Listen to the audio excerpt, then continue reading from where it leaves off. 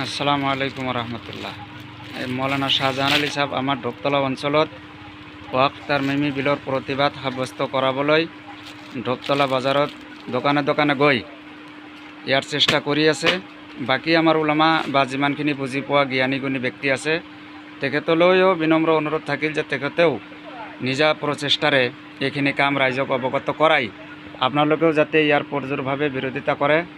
আপোনালোকে দেখিবলৈ পাইছে যে আমাৰ ঢোকতলা বাজাৰ আমি দোকানে দোকানে গৈ গৈ এইটো প্ৰতিবাদ জনাৱাৰ কাৰণে ৰাইজক সজাগতা কৰি ইয়াৰ প্ৰতিবাদ কৰাই আছে।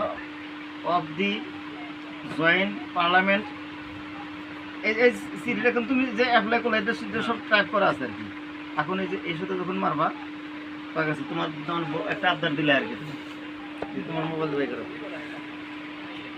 আপুনিও মানে ওয়াক এমেণ্ডমেণ্ট বিল 2024 বিৰোধিতা কৰি আছে হয় কৰি আছে।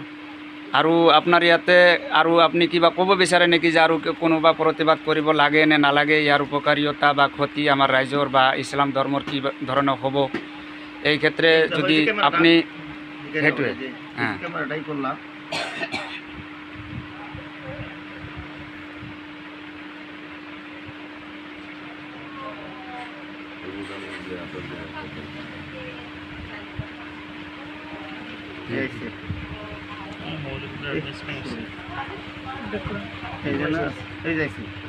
এইখানে ক্লিক করবা এই যাইছে দরখাস্তটা এখানে এটা দিলা মানে বাগাস তোমার মানে এই ক্ষেত্রে আমার ডাঙর দাদা ড্রাইভার ভাই আমার ইয়াতে আছে, আপনি কিবা ক'ব নেকি এই ক্ষেত্রে?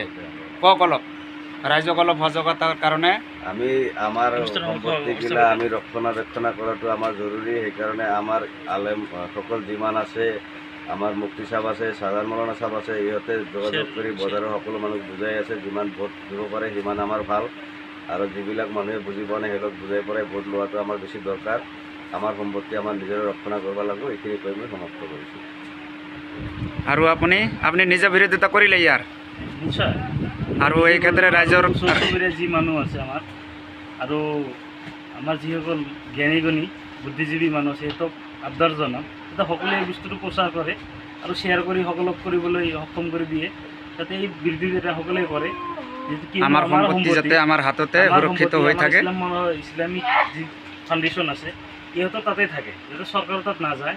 ইছলামৰ ফাউণ্ডেশ্যনটো ইছলামৰ ওচৰত থাকিলে আমাৰে সহযোগিতা হ'ব, আমাৰ সকলোৰে কামত আহিব। তাৰ কাৰণে মই বিনম্ৰ অনুৰোধ জনালোঁ যাতে সকলোৱে এই বস্তুটো বেছিকৈ শ্বেয়াৰ কৰে।